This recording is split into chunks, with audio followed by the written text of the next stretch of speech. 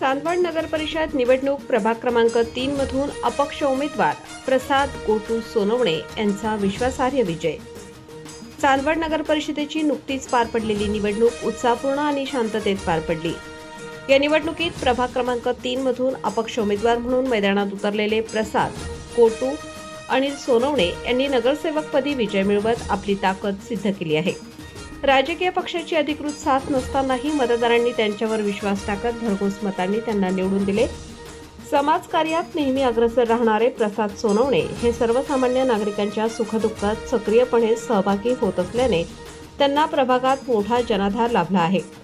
गेल्या अनेक वर्षांपासून गणेश मंडळाच्या माध्यमातून सामाजिक व सांस्कृतिक उपक्रम राबवून त्यांनी प्रभागात वेगळी ओळख निर्माण केली आहे।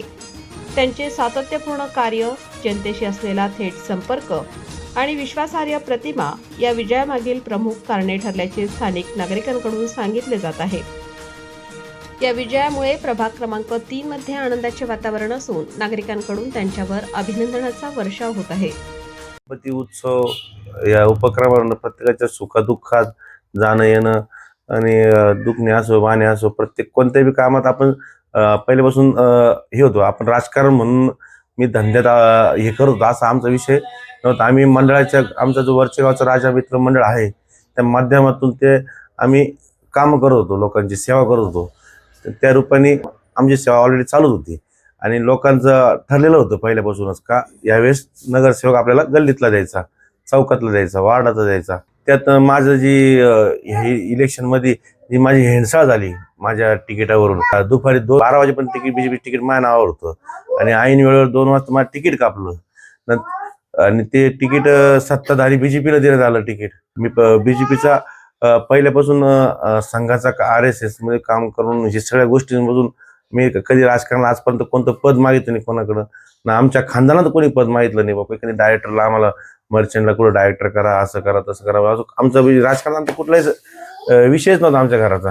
आणि त्यांनी तिकीट नाकारल्यानंतर मी थांबलो पण होतो, पण त्याच्यानंतर पण माझी हिंसाळ झाली ती जी मला कोर्टात जावं लागलं। हायकोर्टात गेलो मी, ती जे हायकोर्टातून जे GR आले, वेगवेगळे प्रकार घडले, त्याची जी हेंडसाळ झाली त्या हेंडसाळीत जे माझं नुकसान झालं त्याचा उद्रेक लोकांना माहित होता। लोकांना माहित होतं की यांनी किती कष्ट केले आणि प्रत्येक घटक म्हणजे माझ्याकडे 2060 मतदान आहे घडी पण माझ्या प्रभागात, तर 2060 मतदानाला 4 माणसं त्याला फोन करणारे अशी माझी वार्डात परिस्थिती झालेली होती। त्याच्यामुळे इलेक्शन मला सोपंच होतं। आणि विषय ज्या बीजेपी पक्षाने मला तिकीट नाकारलं, ज्यांनी माझं तिकीट नाकारलं त्यांचा कॅन्डिडेट मी 4 नंबरला ठेवला। त्याला 275 मतं आहे, मला 635 मतं आहे आणि 1 नंबरचे मत मला 635 आहे। नंतर 347 का काहीतरी समथिंग मतं अल्ताफ राज मोहम्मद तांबोळी घड्याळ निशाणीवर आहे। नवीन नौका पोरगा माझ्या वयाचा पोरगा त्याला 293 मतं आहे। संकेत कोतवाल म्हणून ते तुतारीवर होते। आणि बीजेपी पक्ष जी सत्ता आहे कधीची पूर्ण, जे आज माजी आमदार, अध्यक्ष, हयात आमदार खालून सत्ता त्यांची, त्यांचं कॅन्डिडेट ज्यांनी माझं तिकीट कापलं त्या पक्षाचा माणूस मी 4 वेळा 4थ्या स्थानावर मी पाठवला। हे मतदारांनी करून दाखवलं सगळ्यात खऱ्या अर्थानं सांगायचं झालं तर। समाजकार्यात येण्याची प्रेरणा आपल्याला कुठून मिळाली काय सांगा? समाजकार्याची प्रेरणा मला गणपती बाप्पाच्या याच्यातून आम्ही जेव्हा मंडळ स्थापन केलं 4 वर्षापासून तेव्हापासून मी समाजकार्यात ॲग्रेसिव्ह झालो आणि बिझनेसमधून मी समाजकार्यात मी होतो। लोकांनी जातीवाद करण्याचा प्रयत्न केला, हा केला, पण माझ्याकडे जर 8-8, 9-9 वर्षापासून मोबडीने लोकच माझ्या कामाला आहे। त्याच्यामुळे आमचं त्यांचं घरचं नातं आहे आणि माझ्या आजी खानदानापासून त्या समाजाचं माझं बांधिलकी आहे। त्याच्यामुळे आम्हाला एकोपा आमचा ऑलरेडी होताच पूर्ण गावासंघ सगळ्यांसंघ। आणि जो कॅन्डिडेट आपण जो पाडला 2 कॅन्डिडेट, मी 2 ते आजी नगरसेवक होते, म्हणजे हयात नगरसेवक होते। आज राजमोहन तांबोळी झाले किंवा विलास पवार हे झाले बीजेपीचे कॅन्डिडेट, हे स्टँडिंग नगरसेवक होते। आता प्रभाग आज सकाळीच एक राऊंड मारला तर त्यांना सांगितलं मी माझ्या घरातून सुरुवात केली स्वच्छतेसाठी।